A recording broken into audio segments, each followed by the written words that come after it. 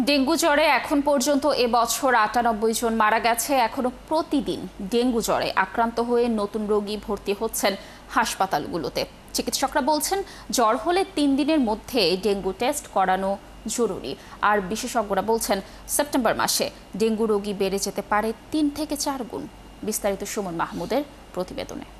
গত ২৪ ঘন্টায় সারা দেশে ৩২৫ জন ডেঙ্গু আক্রান্ত নতুন রোগী ভর্তি হয়েছেন রাজধানীর বিভিন্ন হাসপাতালে। ডেঙ্গুজনিত কারণে আরও ৩ জন মারা গেছেন গত ২৪ ঘন্টায়। এ নিয়ে এবছর ডেঙ্গুতে মৃত্যুর সংখ্যা দাঁড়ালো ৯৮ জন।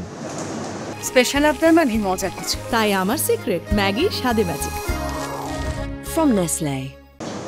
নারায়ণগঞ্জ, জুরাইন ও বাসাবো এলাকার ডেঙ্গু রোগীর সংখ্যা হাসপাতালগুলোতে বেশি। এই এলাকার জ্বরে আক্রান্তদের অভিযোগ পরিচ্ছন্নতায় গাফিলতি, মশক নিয়ন্ত্রণ কার্যক্রম যথেষ্ট না থাকায় বিস্তার হচ্ছে এডিস মশার। নোংরা পরিবেশ বা একটু বৃষ্টি হইলে রোডে পানি একবারে হাঁটু সমান, রাস্তা দিয়ে তো হাঁটাই যায় না, যে পরিবেশ একবারে বাজে পরিবেশ।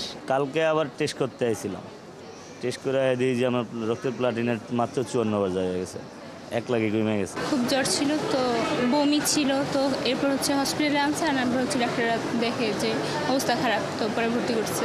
চিকিৎসকরা জানাচ্ছেন জ্বর হলে ৩ দিনের মধ্যে ডেঙ্গু টেস্ট করাতে হবে। বয়স্ক, উচ্চ রক্তচাপ ও ডায়াবেটিস আক্রান্ত ডেঙ্গু রোগীদের হাসপাতালে নিয়ে আসার পরামর্শ। বাসায় যেটা হচ্ছে মশারি ব্যবহার করা, তারপরে পরিষ্কার রাখা এবং দরকার পড়লে রিপেলেন্ট ইউজ করা, এইগুলো। আচ্ছা, আর এমনি হয়ে গেলে তখন বাসায় চিকিৎসা নেওয়া, প্রচুর তরল খাবার খাওয়া এবং আবার কারো কারো ক্ষেত্রে যেটা হচ্ছে যে যদি আগে থেকে সমস্যা থেকে থাকে, যেমন প্রেশার কন্ট্রোল নাই, ডায়াবেটিস কন্ট্রোল নাই, এগুলো রোগীকে আগেই ভর্তি করে দেওয়া, বা বেশি বয়স্ক বা কম বয়স্ক বাচ্চাদের। কীটতত্ত্ববিদ জানালেন ডেঙ্গু রোগীর সংখ্যা কয়েক গুণ বাড়বে আগামী মাসে।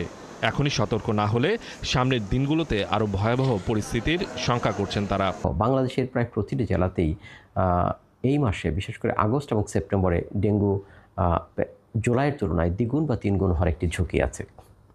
বৃষ্টি থেমে যাওয়ার সঙ্গে সঙ্গে এই রোগটি আরও বাড়বে, কারণ এডিস মশার প্রজনন জমা পানিতে বৃদ্ধি পাবে।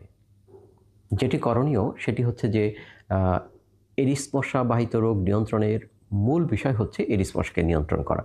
বৃষ্টিপাত কমে আসলে চট্টগ্রামের ডেঙ্গু পরিস্থিতি সবচেয়ে বেশি ভয়াবহ হতে পারে বলেও আশঙ্কা করছেন বিশেষজ্ঞরা।